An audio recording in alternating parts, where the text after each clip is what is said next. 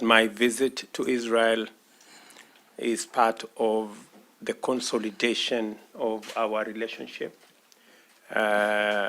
Long-standing, fruitful, mutually beneficial relationship. We have a great history together.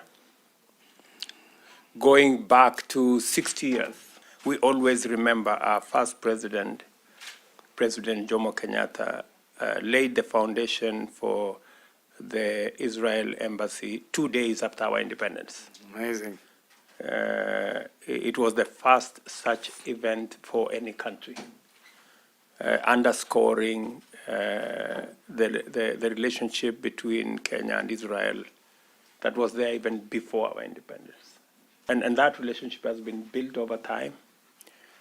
We now have 22 MOUs, the largest memorandum of understanding with any country, that has expanded our relations, deepened our ties, and from education to agriculture to defense and many other areas.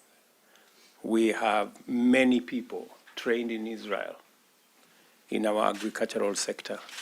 We have huge cooperation in our defense and intelligence that has enabled us to deal with the challenge of terrorism. And Mr. President, I am looking forward to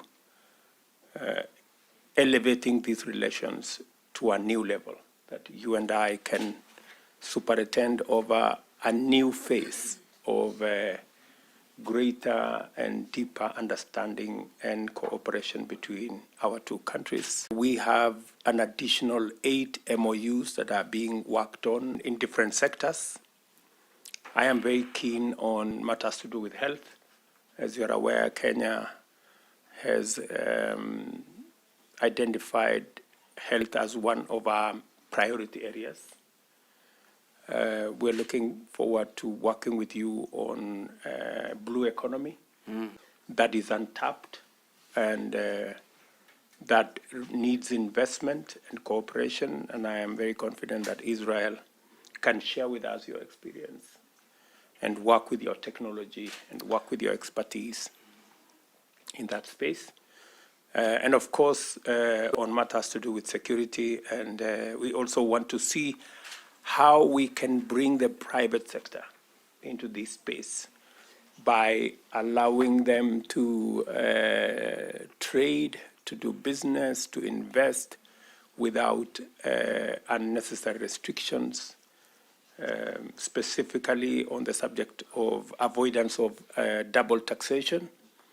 I am looking forward to making sure that we have the necessary legislation